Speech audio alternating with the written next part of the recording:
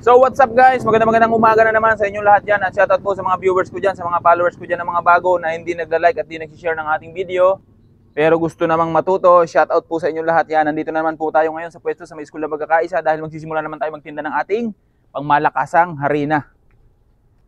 So guys, di nga natin titigilan magtinda ng harina hanggat dit natin nakukuha yung mga gusto natin. At so ngayon guys, magluluto na naman tayo ng ating calamares. Siyempre doon sa kabila, nagluluto na si Paring Francis ng chicken skin. Ayan, chicken skin po yun siya ang tagaluto dyan. Si Paring Gomis naman ay nagre-repack ng ating suka. Ayan, dito naman tayo magluluto ng calamares kasi yung mantika natin dito talaga guys is bago. Doon po sa kabila, usual po yung gamit. At so yun guys, yan, abala lang tayo saglit kasi may tumawag sa ating lalamove kasi nandito na nga yung order ng 250. Ganun kalakas yung ating chicken skin. Ayan, kung saan saan nakakarating ng Cavite, ng Manila, Tondo, Valenzuela, Rizal, kung saan saan. Ayan guys, shoutout kay Kuya guys. Yan, unang pick up natin. Andun? Pugi pero chubby. 250. Buena mano. Yan. Saan po ang deliver niyan? Santo Tomas? Iyo, Santo Tomas. Buena mano. Shoutout ko Kuya Rider. Ano pangalan mo Kuya? Alan lang. Ay, shoutout kay Boss Alan guys. Sa mga nakakilala kay Boss Alan. Ayan o. Siya ang unang rider na pumick up dito sa atin. Shoutout sa iyo Ate Audrey. Nakuha na yung order mo. Maraming salamat. At so guys, magluluto na tayo ng ating calamares. Ayan, lalagyan natin yung ating bagong mantika. Siyempre naman, dahil naka-video, kailangan natin laging bago yung ating mantika para hindi naman nakakaya doon sa mga dumadaan dito. Kaya si Francis, pinapalabas ko dito ng alas 5 ng madaling araw para wala pa masyadong tao, nagagamit niya yung used oil natin. Kaya alas 5 pa lang, nandyan na po siya. Yun po ang dahilan kung bakit napakaaga niya po magtinda. At so yun guys, shoutout din kay Kuya, 50 pesos na chicken skin. Ngayon, magre-repack naman tayo dito. Kasi sunod-sunod na yung bilihan yan. Yung calamares naman natin, tutok lang ang luto para lagi siyang mainit. Kasi pag lumalamig siya, lumalambot. Iba yung texture ng calamares natin. Habang tumatagal, palambot ng palambot. At so guys, yung mga ganitong binabalot natin, is like 50 pesos to. Dahil ang bilihan po dito sa amin ay parang pang-ulam na siya. Yan. Nakakatipid na sila sa halagang 50 pesos na to. Kasi kung bibili nga naman sila ng order na ulam is 60 to 70 to 80. Ganyan, depende sa ulam. Depende sa lasa, depende sa sarap. Eto, 50 pesos lang, nakakarami daw ng kain yung mga anak nila. Kasi nga, lasang jabili. Kaya yung pagluluto natin dito ng chicken skin guys, pinagbubutihan natin. Bihira lang itong kumunat pag may laman talaga yung chicken skin natin. Pag medyo malamig yung panahon, mabilis siyang kumunat. Pero pag puro siyang chicken skin talaga, napakatagal niyang kumunat. Pag halimbawa katulad nito, purong-puro chicken skin to. Pag inangat ko itong sando ko na to at kinain ko to.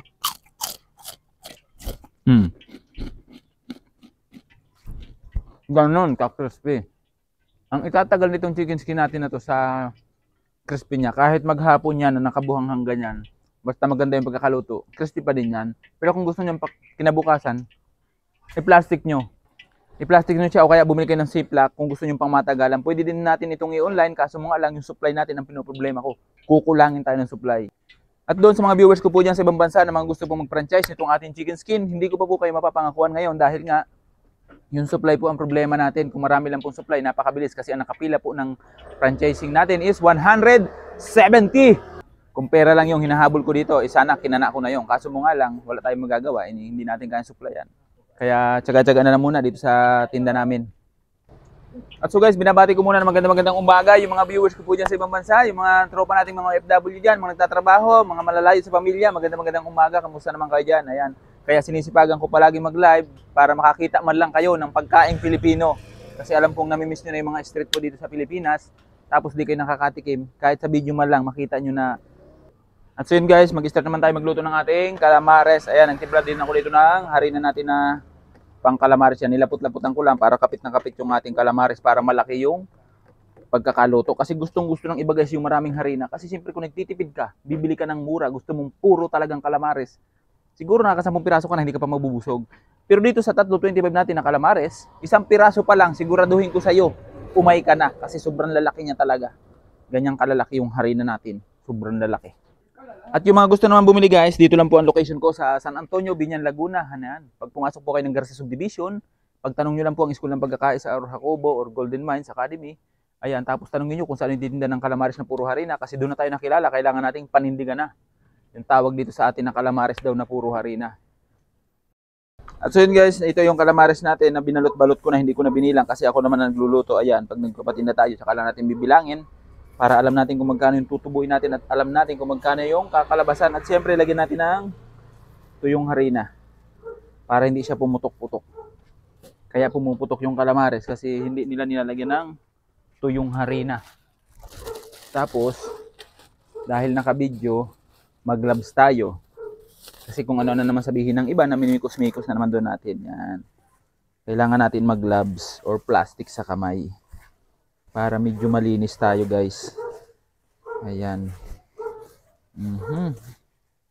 Pag na-mix nyo nang na-mix ito dito sa harina, saka nyo isa lang doon sa sobrang init na mantika.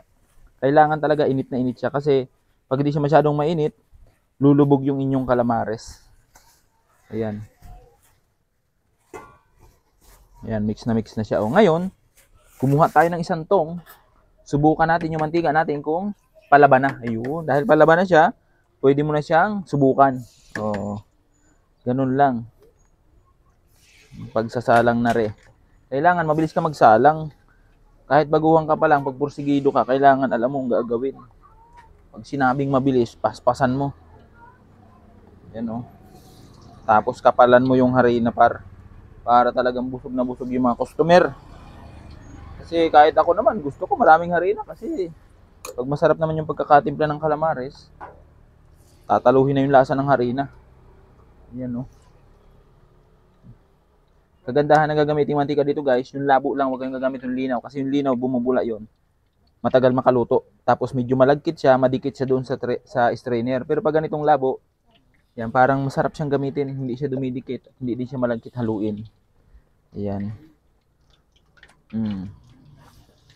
Yan o, diba? Ang ganda. Bang naghihintay tayong maluto yan guys. Ang gagawin naman natin ngayon, kukuha tayo ng papel. Itong sukat ng papel natin na ginagamit is number 1. Magre-repack naman tayo ng chicken skin.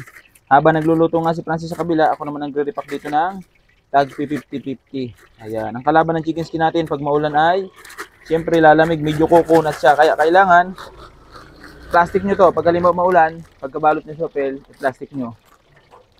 Magre-repack na tayo ng madami dito. Kasi maya-maya lang, pag break time, gagawin na naman tayo ditong drive-thru.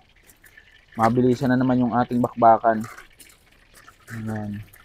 Ang bilang po nito, ang bentahan po namin ay 5 piraso, 20. Kaya pag 50 is 13 pieces. Pero kung maliliit naman po, dinadagdagan na lang natin. Pag malalaki, tama sa bilang. Pero pag maliliit, syempre, dagdagan na lang natin. At ito ay malapit ng maluto. Pwede na nating galawin.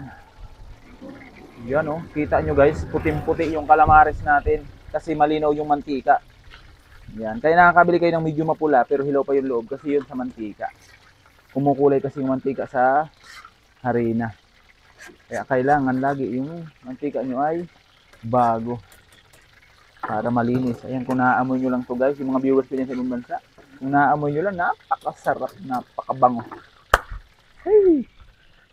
At so guys, hanggang dito lang muna yung video natin. Ayan, mamaya dudugtungan na lang natin pag bakbakan na naman dito sa bentahan natin dito sa school. Ayan, babay muna kasi mag-asikaso muna ako dito. Hindi ko muna kayo masasamahan kung ano yung mga ginagawa nyo dyan. Ayan, pagtsagaan nyo muna yung nagawa natin video ngayong umaga. Maraming salamat yan. At sa mga hindi pa po nakapag-follow, nakalike dito sa ating channel. Ayan, mag-subscribe na po kayo. Bye bye!